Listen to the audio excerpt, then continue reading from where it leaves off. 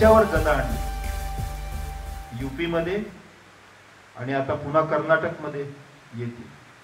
याचा अर्थ त्या संस्थांच्या मध्ये मेजॉरिटी इन्स्टिट्यूशन जे शिक्षण देतील तेच, आणि मेजॉरिटी इन्स्टिट्यूशन मध्ये जर गीता शिकवायची असेल त्या इन्स्टिट्यूशन मध्ये पारसींची असो, बुद्धांची असो, जैनांची असो, मुस्लिमांची असो, ख्रिश्चनांची असो, गीता शिकवायला लागेल। याचा अर्थ हिंदू म्हणून स्वतःला स्वीकारणारा फर्स्ट रेट सिटीजन आणि बाकी सगळे सेकंड रेट सिटीजन, दुय्यम दर्जाचे नागरिक, आणि ते दुय्यम दर्जाचे नागरिक दुय्यम दर्जाचे ते त्यांनी सिटीजनशिप अमेंडमेंट ऍक्ट मध्येच दाखवून दिलं होतं। पुन्हा पुन्हा पुन्हा पुन्हा हे प्रयत्न होत आहेत। एक प्रयत्न संपतोय ना संपतोय, आणि त्यांच्याबरोबर टेलिव्हिजनवाले दक्षिणेवर लावून दिलेले आहेत। पूर्वी दक्षिणा मिळाल्यानंतर यजमानाची स्तुती करणारे भाट असायचे आपल्यात। आता त्यावेळेस ज्याला दक्षिणा मिळत असेल कदाचित त्याचा नाईलाज असेल, जेवायला मिळत नव्हतं, 1 रुपया मिळायचा तर यजमान त्याच्या होस्टची स्तुती गायचे। पण आत्ताचे जे बरेच टेलिव्हिजन चॅनल्स हे त्या दक्षिणावळीमधले टीव्ही चॅनल्स बनलेत, म्हणजे मीडिया आपलं काम करत नाहीये, कोर्ट आपली काम करत नाहीये, सरकारच्या संस्था ज्याच्यावर संविधान आधारित आहे ते काम करत नाहीये। नागरिकांची स्थिती ती झालेली आहे आता। अशा वेळेस जेव्हा आई खाऊ घालत नाही, बाप भीक मागू देत नाही, अशा वेळेस आपल्याला एकमेकाचं हँड होल्डिंग करून, एकमेकाचा हात हातात धरून, अत्यंत युनायटेड, अत्यंत एकत्रित आपण आहोत, एक आहोत, एकता आपण सांभाळून ठेवू, आपल्याला या सगळ्या स्थितीशी लढायची ताकद कमवायची। आणि ती लढायची ताकद कशी येईल? केवळ आपण आपल्या पूर्वजांची स्तुती सुमनाने पूजा करत राहिलो तर ती ताकद येणार नाही।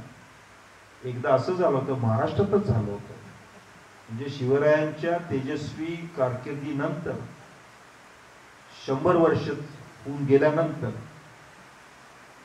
इंग्रज आणि फ्रेंच कॅम्प्स करून बसलेले असताना समुद्र किनाऱ्यावर आणि चक्क आपल्या जमिनीमध्ये वसई सारख्या जागी, गोव्यासारख्या जागी, मुंबई सारख्या जागी, त्यावेळेस हे जावेत यांची ग्रहदशा बदलावी म्हणून जेवणावळी व्हायच्या।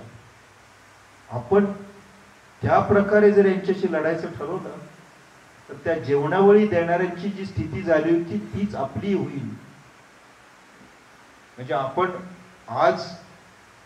आजच्या जमान्यातली पेशवाई आपल्याला व्हायचं नाहीये, वाईट अर्थाने व्हायचं नाहीये। आपल्याला आजच्या जमान्यातले 100 वर्षापूर्वी जे सेवा दलाचे लोक होते तसे व्हायचे, 100 वर्षापूर्वी गांधींचे जे फॉलोअर्स होते तसं व्हायचं, 100 वर्षापूर्वी भगतसिंग जसे होते तसं व्हायचं। ते होण्यासाठी आपल्या काळाचं संपूर्ण स्वरूप आपल्याला समजून घ्यायला लागेल।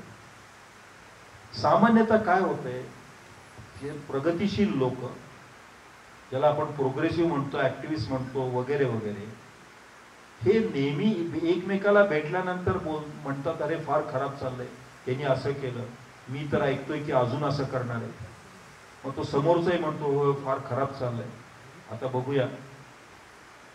दिस विल नॉट चेंज एनिथिंग, यानी काही बदलणार नाही। फक्त स्वतःच्याच आवाजाचे कानठळ्या बसवणारे प्रतिध्वनी ऐकत आपण स्वतःला हिप्नोटाइज करतोय, स्वतःला मूर्छित करतोय, स्वतःला इनॅक्टिव्ह करतोय। आपण आपल्या आपल्यातच आपले प्रगतीचे विचार जे सांगतोय तेही बंद करायला पाहिजे। आपल्याला नितीन भाऊंनी अगदी योग्य सांगितलं, जमिनीवर उतरायलाच पाहिजे। आपण सगळ्यांनी शेतकरी आंदोलनामध्ये भाग घेण्याचा प्रयत्न केला, आपण सगळ्यांनी अँटी सीए आंदोलनात भाग घेण्याचा प्रयत्न केला, पण केवळ या आंदोलनातल्या भाग घेण्याच्या प्रयत्नांनीही ही परिस्थिती बदलणार नाहीये. आपल्याला एक नवीन आंदोलन उभं करायचं, आणि हे नवीन आंदोलन आहे हे आपल्या देशातल्या, आणि केवळ आपल्या देशातल्या नाही, आपल्या देशाच्या बाहेरच्या अनेक देशातली स्थिती आहे, त्याही देशातल्या लोकांचे विचार समूळ बदलण्याचं आंदोलन आपल्याला करायला पाहिजे. आपलं आंदोलन हे वैचारिकता बदलण्याचं आंदोलन असेल, आणि असं आंदोलन हे कधीच केवळ हातात पुस्तक धरून होत नाही.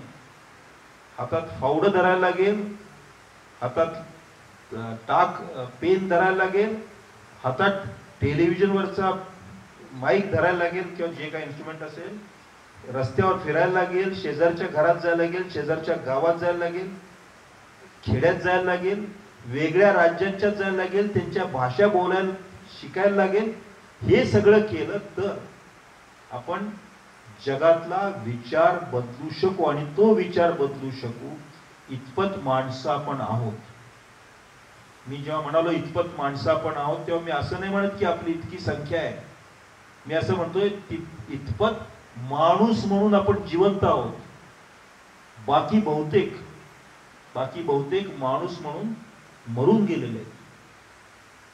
मी आता परदेशात जे युद्ध सुरू आहे ते बघतो, तेव्हा ज्या रशियाचा महिमा आपण सोशलिस्ट देश म्हणून गायला होता, तो महिमा गाण्याच्या लायकीचा तो देश आता स्तराचा तो देश आता राहिलेला नाही, हे स्पष्ट ध्यानात येते. जितक्या निर्घृणपणे युक्रेन मधल्या लोकांना मारण्यात आलेलं, छोटी मुलं दवाखान्यावर बॉम्ब, तो सोशलिझम आपला नाहीये, तो आपला सोशलिझम नाहीये. आपल्याला आपल्या देशातला सोशलिझमचा इतिहास समृद्ध आहे. त्याच्या आधारावर आपल्याला समाजवाद काय हे पुन्हा एकदा मांडायला पाहिजे. आणि त्याचबरोबर लोकशाही, अमेरिका लोकशाही देश आहे, पण नाटोनी ज्या रीतीने युक्रेनला हवेत सोडलंय, लटकवलंय, त्याच्याकडे बघताना ती अमेरिका हा माझ्या लोकशाहीचा आदर्श होऊ शकत नाहीये. मी स्पष्ट सांगतो, तो लोकशाहीचा आदर्श आपल्याला इथं आपल्या झोपडपट्टीतली, आपल्या खेड्यातली, आपल्या गल्लीबोळातली माणसं मतदान पेटीपर्यंत जातात धडपडत. मी बघितलंय की ज्यांचे पाय तुटलेले ते खाली ते रबराचं एक पॅड घेऊन खुरडत जाऊन मत दिलेला माणूस मी बघितलेला आहे. ती लोकशाही माझी लोकशाही. आपल्याच देशातली लोकशाही कशी बिहेव करते, कशी वर्तणूक करते, आपल्याच देशातला समाजात कसा वर्तणूक करतो, हे बघून आपल्याला पुन्हा एकदा आपल्यासाठी आणि रशियासाठी पण आणि अमेरिकेसाठी नवीन विचार निर्माण करायला पाहिजे. हे काम सोपं नाहीये, साधं नाहीये. त्याच्या मागं आपल्याला वेड्यासारखं, भूतासारखं, एखाद्या ध्येयवेड्या कुठल्या तरी, इंग्रजी शब्द मिशनरी म्हणतो, म्हणजे कोलंबस कसा होता तसं लागायला लागेल. आणि ते करण्यासाठी आपल्याला बऱ्याच वैचारिक सवयी सोडून द्यायला लागतील. आतापर्यंत जमलेल्या, तिजलेल्या, सेट झालेल्या सोडून तोडायला लागतील. आपल्याला काही गोष्टी आपल्या डोक्यामधल्या तोडण्याचं काम सुरू करायला लागेल. मला एकदा सेवादल समजलं. केव्हा समजलं? 32 वर्षापूर्वी समजलं. तसं जर असेल तर ते जे समजलेलं आहे ते साफ करून टाका. आज सेवादल नव्याने समजायला लागेल. तो जो सुधाताईंनी हातात घेतलेला हात, तो जो बाई आपल्या बाबा आढावांचं नजर आणि सलाम, एक 95 वर्षी माणसाला माहिती की अगदी शेवटच्या उंबरठ्यावर आलोय आणि त्यावेळेस कुणी बघत नाहीये, कुणी सांगितलं सलाम केला, तो नवीन प्रकारे समजायला पाहिजे.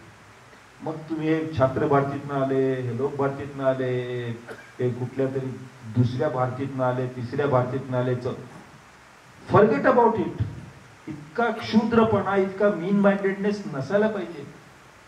किंवा इथे आमच्या बरोबर आधी सेवादलात नव्हते, आता कसे आले? अरे ते आले म्हणजे सेवादल जिवंत राहण्याची खात्री तुम्हाला करून द्यायला आले की आम्ही पण तुमच्या बरोबर येतो. कारण जेवढे सेवादलात आहेत तेवढेच राहिले. ते एक ना एक दिवस ते काय अमरपट्टा घेऊन आले नाही, ते एक दिवस एक एक एक एक मरत राहील. किंवा मग रिकामा बॉक्स राहील, त्याला सेवादल म्हणायचं काय? नवीन नवीन यायला पाहिजेत ना. आणि नवीन येण्याची संख्या आणि स्पीड जास्त असायला पाहिजे.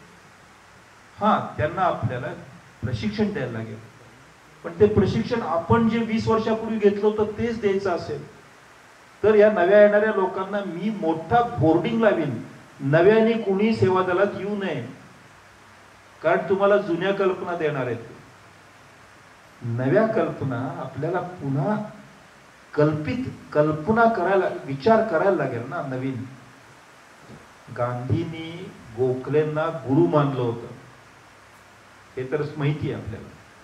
पण 1920 नंतर गोखलेंच्या सगळ्या कल्पना गांधी राबवत बसले नव्हते. दक्षिण आफ्रिकेत गांधींनी सत्याग्रह केला होता, पण त्यावेळेस ते इंग्रजांचा कायदा पाळायचे. तसाच सत्याग्रह गांधींनी 1930 मध्ये दांडी सत्याग्रह केला. तो नव्हता, तो वेगळा होता, तो कायदा तोडण्यासाठी सत्याग्रह होता. अहो, गांधी बदलला तर आपल्याला बदलायला काय हरकत आहे? आंबेडकर माझ्या नजरेत महामानव. मी देव बघितलेला नाहीये, पण आंबेडकरचा पुतळा मी बघतो, फोटो बघतो, तेव्हा मला देवाकडे बघ. आणि ह्यांनी तर संपूर्ण म्हणजे माझ्या मते एखाद्याने वेद रचले असतील ना एकेकाळी, तर त्यांची तुलना यांच्याशी करायला पाहिजे. आंबेडकरला जिवंत करून दाखवलं तुम्ही. तिचे महाराष्ट्राचे उपकार आहेत, महाराष्ट्रावर तुमची इतकी उपकार आहेत. महाराष्ट्र समजो किंवा न समजो, पण आय कॅन फील इट. हा ईश्वर तुल्य माणूस. आता खरं तर यात विरोधाभास आहे, कारण आंबेडकरांची ईश्वराची कल्पना वेगळी होती. पण मी काहीतरी माझ्या मनात येते तुमच्यापर्यंत पोहोचावं म्हणून मी शब्द शोधतोय. माझ्या शब्दाला पकडू नका, अर्थाला पकडा. हा एक महामानव. यांनी 1935 साली एक भाषण द्यायचं ठरवलं होतं. ते भाषण होऊ शकलं नाही, पण त्या भाषणाचा लेख होता. तो लेख पब्लिश झालाय. त्याला आपण अनायलेशन ऑफ कास्ट या नावाने ओळखतो. अनायलेशन ऑफ कास्ट केवढा दमदार लेख आहे. संपूर्ण जात व्यवस्था उलगडून दाखवून ती कशी समूळ नाहीशी होईल याचा त्यात विचार आहे. 1935 मध्ये आपल्याला ही माहिती की बाबासाहेब आंबेडकरांनी 1946 ते 1949 या 3-4-3.5 वर्षामध्ये घटना समितीत काम केलं. आणि जेव्हा ड्राफ्टिंगची वेळ आली तेव्हा त्या ड्राफ्टिंग कमिटीचे ते प्रमुख होते. त्या ड्राफ्ट मध्ये बाबासाहेब आंबेडकरांनी असं लिहिलं का की फक्त काही जातींनाच या देशात राहता येईल, बाकीच्यांनी निघून जावं. त्यांचा इस्लाम विषयी काही एक व्ह्यू होता, बुद्धिझम विषयी दुसरा व्ह्यू होता, ख्रिश्चनिटी विषयी. त्यांनी असं लिहिलं का की काही धर्मांनीच इथं राहावं, बाकीच्यांनी निघून जावं. अहो, जर बाबासाहेब आंबेडकर 1935 ते 1947च्या काळात बदलू शकत होते, डॉक्टर बाबासाहेब आंबेडकर जर 12 वर्षामध्ये एक नवीन वास्तववादी भूमिका घेऊन सगळ्यांचं हित कसं होईल हे बघू शकत होते.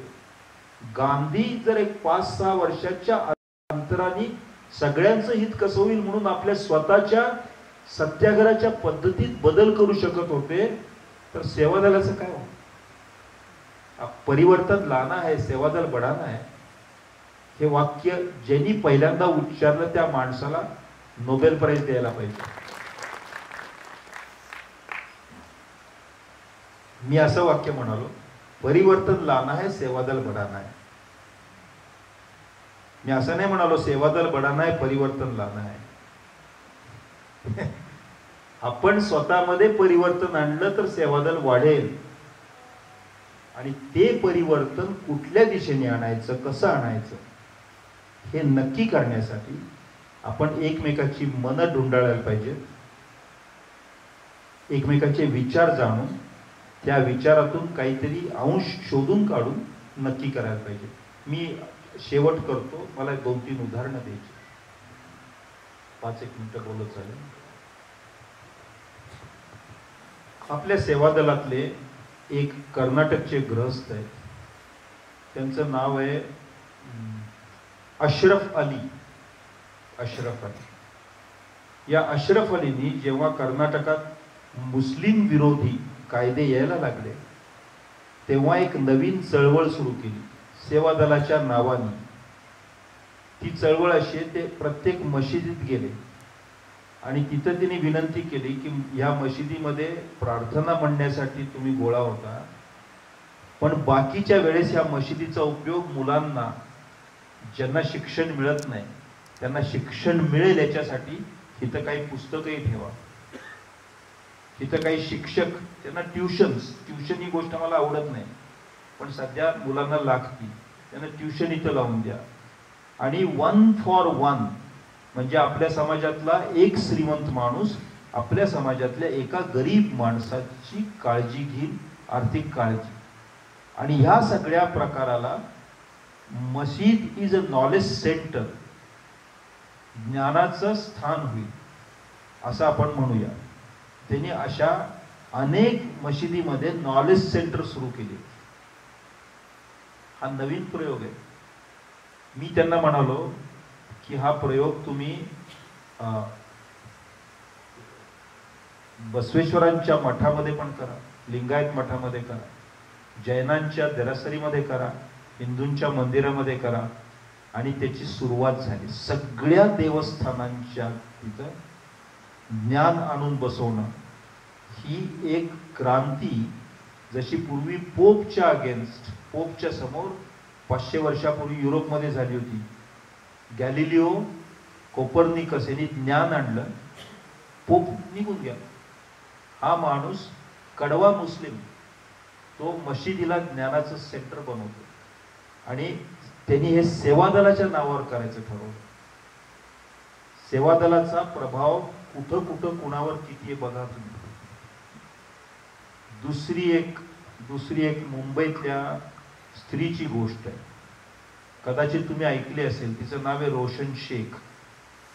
ऐकली असेल, नसेल ज्यांनी ऐकली त्यांना माहिती म्हणून सांगतो. रेल्वेच्या रुळावर हिला ऍक्सिडेंट झाला, तिचे पाय गेले. शाळेत शिकत होती ती, कशी बशी वाचली. तिला ते आर्टिफिशियल पाय नंतर मिळाले, पण जिद्द करून तिने शिक्षण पूर्ण केलं, डॉक्टर झाली.